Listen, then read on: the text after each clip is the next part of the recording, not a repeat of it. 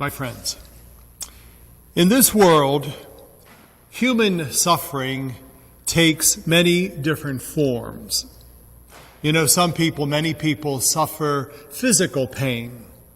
They go to bed with it at night, get up with it in the morning, and live with it every day of their lives. Others suffer from mental anguish and emotional distress. Their minds and hearts are in constant flux and turmoil. Seldom, if ever, do they know what it is to have peace of mind. Still others in our world suffer from poverty. Every day is another chapter in the struggle for the bare necessities of life: food, clothing, shelter, all the things that you and I take for granted. Another form is to watch the suffering or the dying of a loved one. Sometimes this agony grows so intense that death, when it comes, is a welcome relief.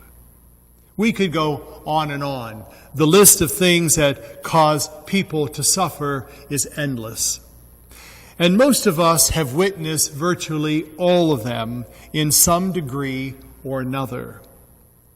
But there is one form of suffering that seems to surpass all the rest. And that is those who suffer from self-pity. There are none who suffer more than those who feel sorry for themselves. I think we have an example of that in today's short gospel reading. Martha bursts into the room, insisting that Jesus instruct her sister Mary to help her with the work in the kitchen. She was showing all the forms of self-pity. She felt neglected, abused. She felt sorry for herself. I wonder how many people actually suffer from self-pity. I think it's a fairly common illness, and we have all experienced it at one time or another. Now, having said that, I believe that we can learn to deal with it by learning from Martha's experience. Consider first the symptoms of self-pity. One is complaining. That's what Martha was doing. I doubt she really expected Jesus to holler at her sister Mary and to send her to the kitchen. I think that she just wanted to be certain that everyone knew how mistreated she thought she was, and so she complained about it. Now, don't misunderstand me. It's really an act of wisdom to talk about one's problems and frustrations in the presence of sympathetic listeners. There are times when we need a listening ear and an understanding heart. But there is a world of difference between seeking answers to our problems and complaining about our problems. I think a second symptom is criticism of others.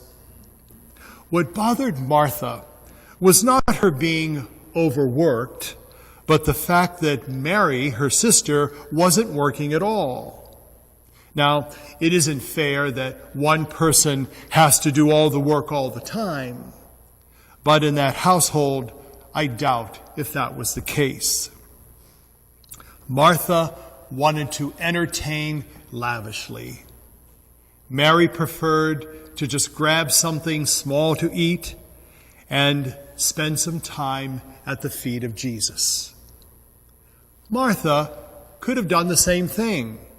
Instead, she chose to complain and to criticize, to blame her problem on Mary, and to even implicate Jesus. Those are the sure symptoms of self-pity. Here is the irony of it all. Self-pity is always self-inflicted. The people I have known who suffer from self-pity are oftentimes people who have no reason in the world to do that. The complainers and the criticizers in our world usually have problems that are self-imposed, imagined, or exaggerated. I think another cause of self-pity is blindness to our blessings.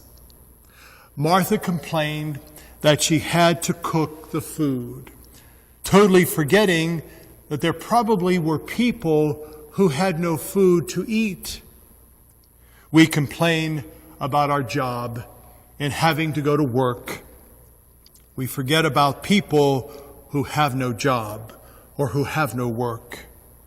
Young people complain about going to school, while many in this world would do anything to have a good education.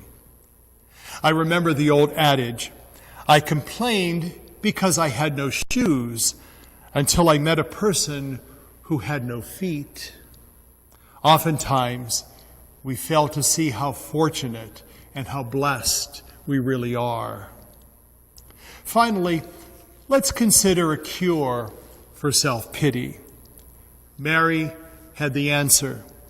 She seated herself at the feet of Jesus and listened to his words. His words can help us keep our values straight, and his suffering can remind us how blessed indeed we are. Who among us can look at the cross of Christ and complain about our lot in life? Martha, at that time, didn't know about the cross, but we do. We celebrate it every time we gather for Eucharist. That one fact should make all the difference in the world. There is really no room for self-pity in the presence of the cross of Christ.